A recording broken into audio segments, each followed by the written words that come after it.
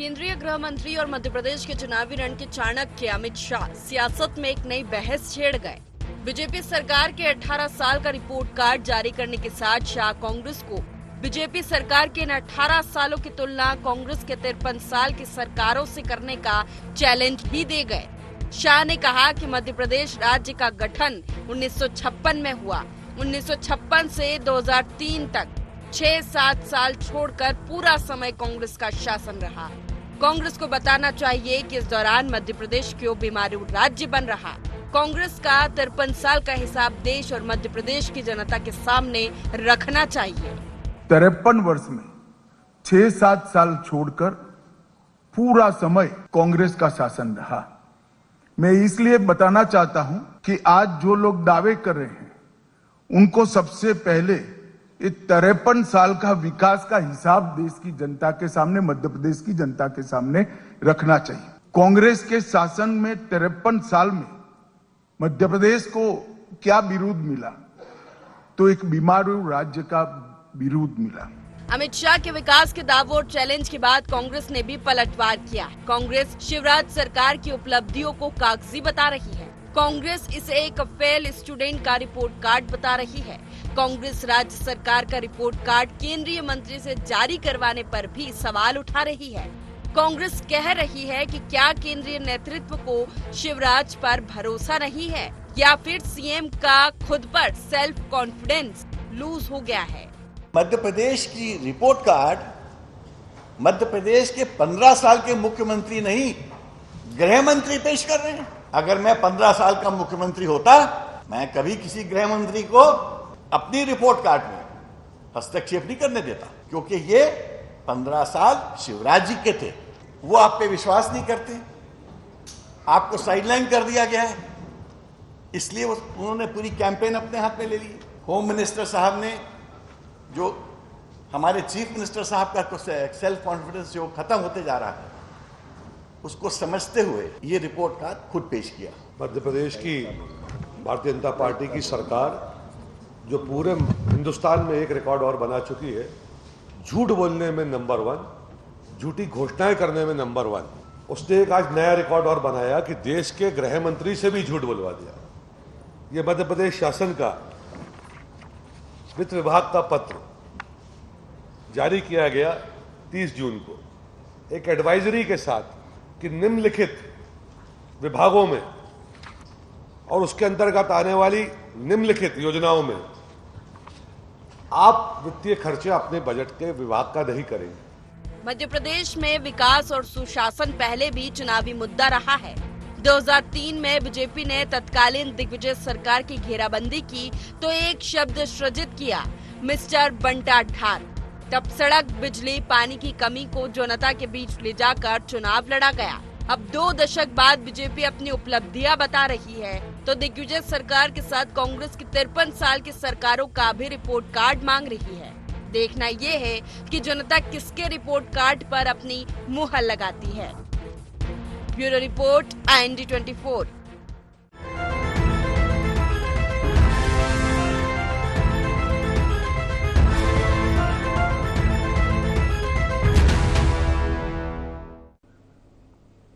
नमस्कार। 18 वर्ष 53 साल में आपका स्वागत है। मैं हूं आपके साथ नवीन पुरोहित। चर्चा को विस्तार देंगे, उसके पहले IND एजेंडा के मुख्य बिंदुओं की तरफ एक निगाह डालते हैं। 18 वर्ष 53 साल पर क्यों पहुंची चुनावी लड़ाई? क्या सचमुच 18 साल में बदल गया मध्य प्रदेश? क्या कांग्रेस को बड़ा चैलेंज दे गए केंद्रीय गृह मंत्री अमित शाह? विकास के दावे और बदहाली के आरोप, किस पर लगेगी जनता की मोहर? नमस्कार। इन्हीं सवालों के साथ चर्चा में आप सबका पुनः स्वागत है। मध्य प्रदेश का जो राजनीतिक माहौल है इस बार पूरी तरह से बदला हुआ नजर आ रहा है। मध्य प्रदेश में अभी तक एक शब्द जो है वो बड़ा गुंजायमान था, वो थी डबल इंजन की सरकार। लेकिन अब डबल इंजन का संगठन भी दिखाई दे रहा है। न सिर्फ मध्य प्रदेश भारतीय जनता पार्टी का संगठन बल्कि केंद्रीय नेतृत्व भी मध्य प्रदेश भारतीय जनता पार्टी के संगठन के साथ कदम ताल कर रहा है। और मध्य प्रदेश सरकार की 18 साल की रिपोर्ट का वाचन जो है केंद्रीय गृह मंत्री अमित शाह जी ने किया, जो पूर्व राष्ट्रीय अध्यक्ष रह चुके हैं पार्टी के, तो उन्हें संगठन की गहरी समझ भी है। रिपोर्ट कार्ड को उन्होंने विकास की गाथा बताया और साथ ही ये भी कहा कि अगर आप हमारे 18 साल का हिसाब मांगते हो तो आपके 53 सालों का हिसाब भी तो जनता के सामने रखो। वहीं इन 18 सालों के रिपोर्ट कार्ड पर तमाम तरह की पॉलिटिकल कमेंट आए। कांग्रेस ने कहा कि ये शिवराज जी को पेश करना चाहिए था और अमित शाह जी क्यों कर रहे हैं, और विकास जो है वो विकास की गाथा झूठ का पुलिंदा है। लेकिन सवाल जो अमित शाह जी ने छोड़ा, सवाल ये कि 53 साल में कांग्रेस ने क्या किया, यह भी अब कांग्रेस को कहीं ना कहीं बताना पड़ेगा, क्योंकि यह प्रश्न जो है उछाल दिया गया है जनता के बीच में। तो इसी मुद्दे पर करेंगे चर्चा। हमारे साथ चर्चा में शामिल हैं सनवर पटेल जी, हैं प्रवक्ता मध्य प्रदेश भारतीय जनता पार्टी के। योगेश यादव जी प्रवक्ता मध्य प्रदेश कांग्रेस के हमारे साथ हैं। योगीराज योगेश जी वरिष्ठ पत्रकार हमारे साथ हैं। आप समस्त महानुभावों का बहुत बहुत स्वागत है। और सीधा सवाल मैं सनवर जी आपसे कर लेता हूं। उन्होंने आपसे 18 साल का रिपोर्ट कार्ड आपने जारी किया, उन्होंने 18 साल पर प्रश्न उठाए, तो आपने तो खैर जारी कर ही दिया, लेकिन आपने 53 साल का ब्यौरा और मांग लिया। देखिए नमन जी, बहुत ही स्पष्ट है कि जब आप समाज क्षेत्र में काम करते हैं तो समाज क्षेत्र में काम करने के नाते आपके ऊपर कुछ जिम्मेदारियां होती है, और उन जिम्मेदारियों में जब आपकी खास करके सरकार बन जाए तो सरकार ने प्रदेश की जनता के लिए क्या काम किया, और अगर काम किया तो जिसने काम किया वो दोबारा जनता के बीच में जाए तो अपना रिपोर्ट कार्ड लेकर जाए कि उसने जनता के लिए क्या किया। तो भारतीय जनता पार्टी की सरकार तो 24 घंटे 365 दिन अपनी जनता की चिंता करने वाली सरकार है, गांव गरीब किसान की फिक्र करने वाली सरकार है, सुशासन के लिए रात दिन एक करने वाली सरकार है। तो भारतीय जनता पार्टी तो अपने रिपोर्ट कार्ड को लेकर जाएगी।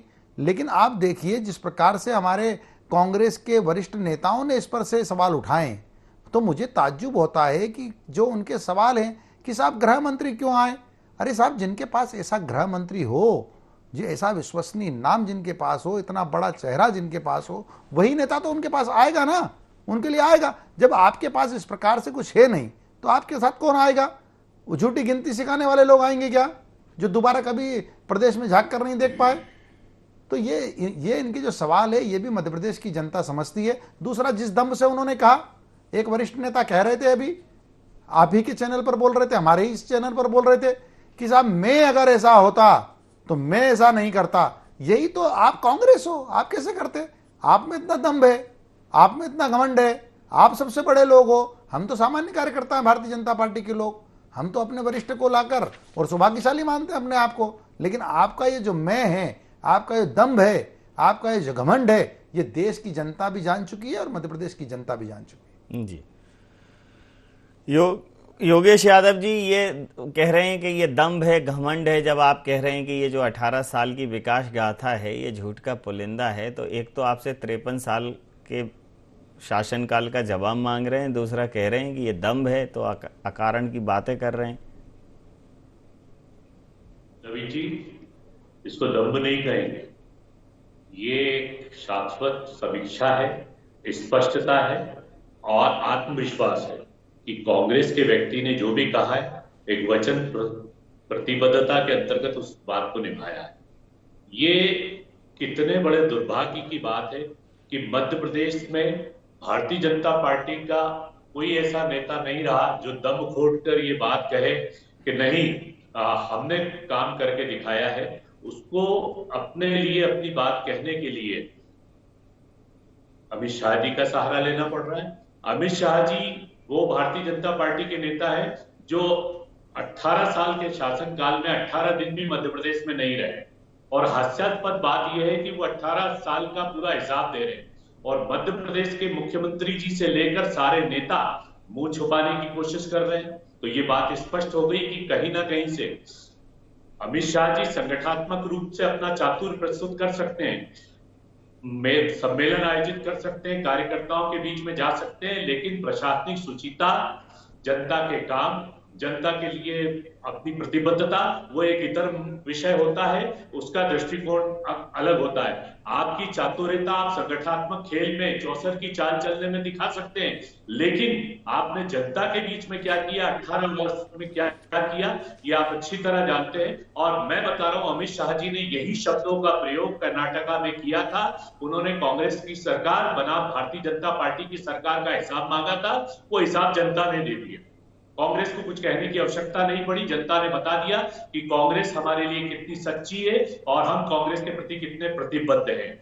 मेरा निवेदन अमित शाह जी से यह है कि 18 साल का हिसाब यदि वो देना चाहते हैं, आपको तो आंकड़े दे दिए गए, सरकारी आंकड़े, आपने कागज को पढ़ दिया, आप यहां पर रहिए, 18 दिन तक रहिए। जब आपको पता लगेगा कि मध्य प्रदेश में बिजली में कैसी लूट हो रही है, आप विभागों में क्या भ्रष्टाचार हो रहा है, विकास के नाम पर इस मध्य प्रदेश को कैसा लूटा जा रहा है, 50% कमीशन पर यहाँ पर कार्य हो रहे हैं, कोरोना के दौरान भारी भ्रष्टाचार हुआ है, भारी मौतें हुई हैं, शिक्षा विभाग, स्वास्थ्य विभाग, राजस्व विभाग ये बद से बदतर की स्थिति में हो गई है। आज हॉस्पिटल, सरकारी हॉस्पिटल में भर्ती होने वाला मरीज ये सोचता है कि मैं लौट कर आऊंगा या ना आ पाऊंगा।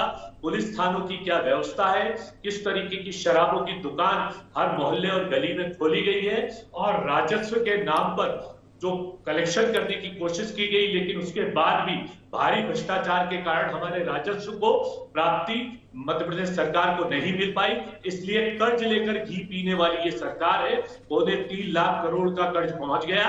यदि आप विकास की गाथा गाते हैं, यदि आप प्रोडक्टिविटी की बात करते हैं, तो कर्ज लेने की क्या आवश्यकता पड़ी? ये प्रश्न मेरे आपके लोकप्रिय चैनल से माननीय अमित शाह जी से कि वो बताएं कि आप यदि इतने श्रेष्ठ हैं, यदि आप इतने विकासशील हैं, तो कर्ज लेकर घी क्यों बह रहे हैं? आपको तनख्वाह बांटने की मुश्किलें क्यों पड़ती जा रही है? बस से बदतर स्थिति में पहुंचते जा रहे मध्य प्रदेश के लिए यदि अमित शाह जी यहाँ आकर झूठ बोलते हैं, तो मुझे लगता है ये प्रजातंत्र का एक दुर्भाग्य है, और इस दुर्भाग्य को समाप्त करने के लिए मध्य प्रदेश की जनता प्रतिबद्ध है। नवंबर के 2023 के चुनाव में 2018 की पुनरावृत्ति होगी, और पुनरावृत्ति इस बात की होगी कि कांग्रेस 150 सीट से ज्यादा लेकर आ रही है, क्योंकि भारतीय जनता पार्टी के किसी भी नेता में ये ताकत नहीं है कि वो अपना रिपोर्ट कार्ड लेकर हमारे सामने प्रस्तुत हो जाए या जनता के सामने प्रस्तुत हो जाए। जी, योगी राज जी, देखिए, केंद्रीय गृह मंत्री का आना, 18 साल का रिपोर्ट कार्ड पढ़ना, और निश्चित रूप से रिपोर्ट कार्ड जब रखा जाएगा तो सवाल होंगे, इसमें कोई दो राय नहीं है। चुनाव के समय पर रिपोर्ट कार्ड पढ़ना, साथ ही एक सवाल और उछाल देना कि अगर हम 18 का दे रहे हैं तो 18 के पहले कहाँ तक था मध्य प्रदेश, ये सवाल भी उठेगा। तो आप इसको किस दृष्टिकोण से देखते हैं कि क्या पॉलिटिकल थॉट रहा होगा इसके पीछे? देखिए, अमित शाह जी ने उस प्रोग्राम में जब बैठे हुए और उन्होंने जब एड्रेस किया तो उनका कॉन्फिडेंस 7वें आसमान पे था। मैं खुद उस समारोह में था, और महत्वपूर्ण बात है कि उन्होंने इसको 18 बनाम 53 की लड़ाई भी इसलिए बताया कि जैसे उदाहरण उन्होंने दिया कि 53 सालों में मध्य प्रदेश में मात्र 5 मेडिकल कॉलेज थे और बाकी 18 सालों में हमने 23 कर दिए। तो ये उन्होंने एक तुलनात्मक अध्ययन बताने की कोशिश की कि हमने इतने कम समय में इतना ज़्यादा डेवलपमेंट किया, और उन्होंने हर उस प्रश्न का जवाब दिया जो योगेश यादव जी अभी भी पूछ रहे थे। वहाँ पे एक सवाल ये भी पूछा गया कि आप यही वादों को लेकर, यही सब एजेंडे को लेकर आप कर्नाटक भी गए, वहाँ भी आप चुनाव हारे, हिमाचल प्रदेश में चुनाव हारे, तो उन्होंने फिर कहा कि आप 2 पे क्यों अटक जाते हो, आप बाकी और भी जगह हम गए, हम सब जगह जीत के आए। तो उन्होंने बड़ा क्लैरिटी के साथ सारे सवालों के जवाब दिए। और महत्वपूर्ण बात ये रही कि इस बार का ये जो 2018 के बाद की जो सरकार है, जिसमें 1.5 साल की करीब कमलनाथ जी की सरकार और बाकी 3.5 साल की शिवराज जी की सरकार है। कांग्रेस सबसे ज़्यादा हमलावार शिवराज जी की सरकार पे, इस वाले कार्यकाल पर सबसे ज़्यादा यदि हमलावार हुई है तो वो भ्रष्टाचार के मुद्दे को लेकर है। और ये बात, इसमें कोई दो राय नहीं कि मध्य प्रदेश में भ्रष्टाचार के चरम पर है, और ये केवल मध्य प्रदेश में नहीं, ये सब जगह।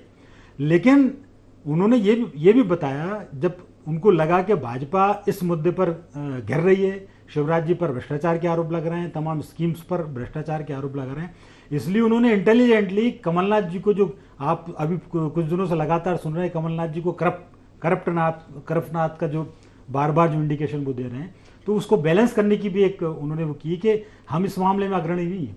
और दूसरा ये बात सही है कि भाजपा के पास पिछले 18 साल में बताने के लिए बहुत कुछ है। यदि 3.5 साल की बात की जाए, ये मैंने भी, क्योंकि अभी 3.5 साल यदि शिवराज सिंह जी का कार्यकाल देखा जाए, इसमें से यदि लाडली बहना जो सबसे लोकप्रिय अभी तक मुख्यमंत्री जी की योजना है, यदि उसको माइनस कर दिया जाए तो 3.5 साल में बीजेपी के पास भी कुछ बताने को कुछ नहीं। लेकिन इसलिए वो तमाम सारी बातें जो जिनमें कि वो नंबर बढ़ा सकती है बीजेपी, जिनमें वो बढ़त ले सकती है, वो सारे एक एक करके अमित शाह जी ने उदाहरण दिए। और मुझे ऐसा लगता है कि सारे सवाल जो कांग्रेस के मन में थे वो जवाब उन्होंने दिए। और एक आध दो होंगे, योगेश शायद भी पूछना चाहेंगे, तो हो सकता है एक आध दो दिनों में और मिल जाए। योगेश जी देखिए, उन्होंने जवाब दिए, अब प्रेस कॉन्फ्रेंस के माध्यम से आप तक भी आए होंगे, उनसे संतुष्ट होना ना होना एक अलग विषय है, लेकिन लोकतंत्र में सवाल पूछे जाते रहे और जवाब आते रहे। अब हालांकि जवाब विषयांतर आते हैं, तो एक ऐसा ही एक सवाल इन जनरल वे में चैनल के किसी दर्शक ने मुझसे पूछा, मेरे मोबाइल में वो रिकॉर्ड है। उसने ये कहा कि सर कांग्रेस आएगी तो बोलेगी 2 लाख रुपए का कर्ज माफ करेंगे। तो मैंने कहा हाँ, आप बहुत कमिटेड हैं तो इस बार वो शुरुआत करेंगे, शायद करें। तो बोला वो तो ठीक है, लेकिन अब वो जो 2 लाख का कर्ज था वो 2018 में 2 लाख था, अभी वो 23 में वो 2.5 और 2.25 पे पहुंच गया है, उसका ब्याज हो गया है। तो कई बार चीजें क्या होती हैं कि अगर समय पर ना हो पाए ना तो वो नासूर बन जाती हैं। ये बहुत छोटी सी बात है, लेकिन ये जितने भी 2 लाख के कर्जधारी होंगे और जो डिफॉल्टर हो गए, उन पर ब्याज पेनल्टी मिला के एक अच्छी खासी राशि हो गई होगी। तो वो जो दवा है वो पूरा दर्द अब खत्म नहीं करेगी। थोड़ा आपको इस तरफ भी सोचना पड़ेगा कि सिर्फ कर्ज माफी और महिला सम्मान और ये जो 500 रुपए के गैस सिलेंडर से बात नहीं बढ़ेगी, और थोड़ा आगे चलना पड़ेगा। योगेश जी नहीं, देखिए नवीन जी, आपने बहुत अच्छी बात कही। वास्तव में कर्ज जो भारतीय जनता पार्टी के शासन में जिस तरीके से अभी 3.5 साल के कार्यकाल में बढ़ा है, और निश्चित ही किसानों के प्रति दुर्भाग्य है, और कांग्रेस को इस बात की सचेतना है कि उस हेतु कार्य किया जाए। क्योंकि जिस तरीके से हम कर्ज माफी का कार्य कर रहे थे, 27 लाख किसानों का कर्ज माफ किया था, और भारतीय जनता पार्टी ने एकदम आते से बदला लिया, जैसे कहते हैं ना, किसानों के साथ विरोध का कार्य किया, किसानों के साथ प्रताड़ित करने का कार्य किया। तो कांग्रेस की सरकार आने पर इस मामले में बहुत संवेदनशीलता बढ़ती जाएगी। मैं सोचता हूं कि शायद अमित शाह जी ने ये 18 साल वर्सेस 53 साल की बात इसलिए कही कि मुझे नहीं लगता कि उन्होंने कोई बिना किसी तैयारी के की होगी, बिना अध्ययन के की। उनको नहीं मालूम है कि शायद उनको इतिहास पढ़ा जाना चाहिए और मध्य प्रदेश के संदर्भ ग्रंथ को पढ़ा जाना चाहिए कि द्वारका प्रसाद मिश्र से लेकर प्रकाश चंद जी सेठी और प्रकाश चंद जी सेठी से लेकर श्यामाचरण जी शुक्ल का वैभवशाली, प्रगतिशाली और संवेदनशील कार्यकाल की गाथा संपूर्ण देश के अंदर उदित हुई थी। और उसके बाद दिग्विजय सिंह जी के कार्यकाल में एक शांति थी, वैमनस्यता नहीं थी। आदमी शांति प्रिय और कानून की व्यवस्था के मामले में दिग्विजय सिंह जी की सरकार ने कदम उठाए थे, तो एक शांति का टापू मध्य प्रदेश कहलाया था, जो आज अराजकता का टापू हो गया है। मध्य प्रदेश में जब से कमिश्नर प्रणाली लागू हुई है, नवीन जी आपके पास आंकड़े उपलब्ध होंगे कि आप अच्छी तरह जानते हैं कि कमिश्नर प्रणाली में अपहरण, बलात्कार और अन्य चोरी की घटनाओं की बढ़ोतरी कितनी ज्यादा हुई है। ये योगी जी भी सुधार समझेंगे इस बात को कि जो भी इन्होंने प्रयोग किए मध्य प्रदेश में, उस मध्य प्रदेश में इन लोगों ने वास्तविक, जिसको कहते हैं शिवराज सिंह जी ने मध्य प्रदेश का बट्टा ढार किया है। और दूसरी बात, सबसे बड़ी बात है, हम तो एक तुलना करने के लिए बैठे हुए हैं कि 18 साल वर्सेस हमारे 14 महीने, क्योंकि 11 महीने और 14 महीने बहुत मुश्किल मिल पाए थे। उसके बीच में आचार संहिता लगी थी, लोकसभा के चुनाव आए थे। हमारी प्रोडक्टिविटी देखिए, हमारे जो ग्लोबल मीट के अंतर्गत जो हमारे सिग्नेचर हुए थे, मध्य प्रदेश के अंदर उद्योग जो आमंत्रित किए गए थे, आज मध्य प्रदेश के अंदर उद्योग क्यों नहीं आना चाहते? मध्य प्रदेश में कर्ज लेकर घी किस लिए पिए जा रहा है? इसलिए पिए जा रहा है कि सीधे उद्योगपति, देश का उद्योगपति, अंतरराष्ट्रीय उद्योगपति एक ही बात कहता है कि मध्य प्रदेश में जितना भ्रष्टाचार है वैसा भ्रष्टाचार हमने नहीं देखा। हम यहाँ पर उद्योग के लिए आवेदन करते हैं, अधिकारी बाबू वहां पर आ जाते हैं और कमीशन की बात करते हैं। तो ये मध्य प्रदेश का एक सच है, इस सच को स्वीकार करना पड़ेगा और दृष्टि में देखना पड़ेगा। अमित शाह जी आप आइए, ये एक दिन के दौरे से, 2 दिन के दौरे से आप समीक्षा नहीं करते। और मुझे लगता है कि आपको इतनी फिक्र है मध्य प्रदेश की और आप शिवराज सिंह जी के चौहान के चेहरे को नकार चुके हैं या उनमें आपको विश्वास नजर नहीं आ रहा है, तो आप आइए, सादर आमंत्रित है, भावी मुख्यमंत्री के रूप में अपने आप को प्रोजेक्ट कर दीजिए मध्य प्रदेश में कि मैं बहुत चाणक्य नीति का हूं, मैं बड़ा कार्यकर्ताओं के प्रति संवेदनशील हूं। तो आप मुख्यमंत्री के रूप में यहाँ पर आकर बताइए और फिर रिपोर्ट कार्ड दीजिए और हम आपका रिपोर्ट कार्ड देते हैं। प्रतिक्रिया ले लेता हूं। घोटाले 200 घोटाले का अभी प्रतिक्रिया ले लेता जारी किया है, जिसका भारतीय जनता पार्टी के पास जवाब नहीं है। प्रतिक्रिया ले लेता हूं, घोटाले की प्रतिक्रिया ले लेता हूं। पहले एक महत्वपूर्ण सवाल कि आप हंसे उस बात पर कि जैसे ही उन्होंने कहा कि दिग्विजय सिंह जी के शासनकाल में शांति का टापू और कानून व्यवस्था, तो आपको हंसी क्यों आई इस बात?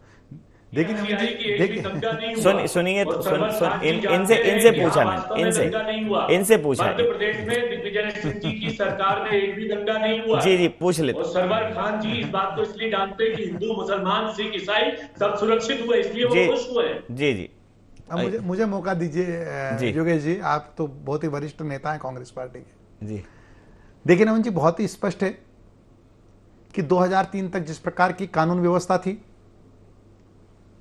बीहड़ में क्या हाल थे, कितने सूचीबद्ध गिरोह थे, कितने डकैत थे, ग्वालियर और चंबल के अंदर उस क्षेत्र में लोग शाम को 5 बजे के बाद घर से निकलने में डरते थे, अपहरण होते थे और डकैतों का तांडव था। रीवा के आसपास के कुछ क्षेत्र चित्रकूट से लगे हुए, साथ में बालाघाट और शिवनी वाला जो क्षेत्र है, नक्सलेट ने अपने पैर कहां तक फैला लिए थे। कांग्रेस की सरकार के सिटिंग मंत्री का गला काटकर नक्सलेट ले गए, ऐसा आपका शांति का टापू था। सीमी के क्या हाल थे, कुओं से सैकड़ों की तादाद में AK-47 और AK-56 निकल रही थी, यह आपका शांति का टापू था। चारों तरफ हाहाकार था, चारों तरफ त्राहिमाम था।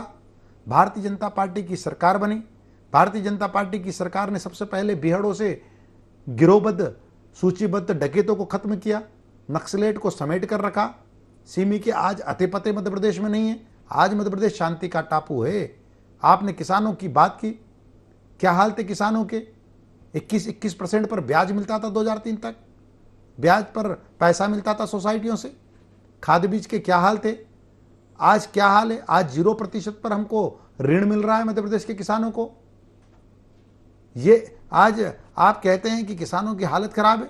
आज 7-7 बार कृषि करुणा अवार्ड किस नाम पर मिल रहा है? मध्य प्रदेश के किसानों के गेहूं का जो उत्पादन है उसके कारण से मिल रहा है। पंजाब जैसे कृषि प्रधान प्रांत को पछाड़ कर मिल रहा है। आज देखिए आज का आंकड़ा कि देश का जो निर्यात हुआ है गेहूं, उसमें 40% से ज्यादा हिस्सा मध्य प्रदेश का है। ये भारतीय जनता पार्टी की सरकार का सुशासन है, ये गांव गरीब किसान का विकास है, ये मध्य प्रदेश की जनता देख रही है और देश की जनता देख रही है। और इसी कारण से हमेशा से हर चुनाव में, हर उपचुनाव में मध्य प्रदेश की जनता ने कांग्रेस को नकारा और भारतीय जनता पार्टी को आशीर्वाद देने का काम किया। रही बात आपने कहा कि गृह मंत्री जी क्यों, तो जिनके पास ऐसे गृह मंत्री हैं वो ही आएंगे, आगे भी आएंगे। हम सौभाग्यशाली हैं, हम घमंड और हम दम्भ वाले लोग नहीं हैं, हम तो सामान्य लोग हैं और सौभाग्यशाली जिनके पास इतना अच्छा नेतृत्व है। जिनके पास अच्छा नेतृत्व होगा वो आशीर्वाद देने, मार्गदर्शन देने जरूर आएगा, आगे भी आता रहेगा। जी सर, अंतिम प्रतिक्रिया के साथ चर्चा समाप्त करूंगा कि देखिए एक नई बहस को जन्म तो दे दिया है कि जब आप एक पंचवर्षीय का विकास का जब तुलना हो तो वो उसको तात्कालिक और प्रासंगिक माना जा सकता है, लेकिन अगर आप 2003 से 18 साल का तुलना करेंगे तो वो फिर उधर पीछे के 18 साल, 20 साल, 30 साल और अब तो 53 साल निकाल दिए। तो जब उसकी चर्चाएं होंगी तो ये बात सही है कि अगर वैभवशाली होगा तो जो बड़े बुजुर्ग होंगे जो उस समय जिन्होंने वो वैभव देखा होगा वो कहेंगे कि वैभवशाली था, अभी ठीक नहीं है।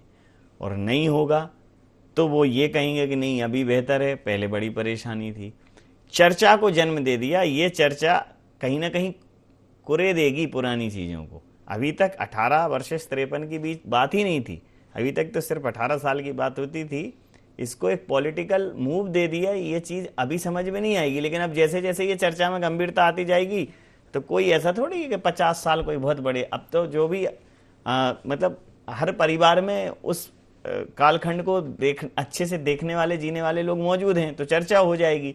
तो नए वोटर में और पुराने वोटर में एक सामंजस्य बैठ जाएगा, वहीं तय हो जाएगा कि किसको बनाना है।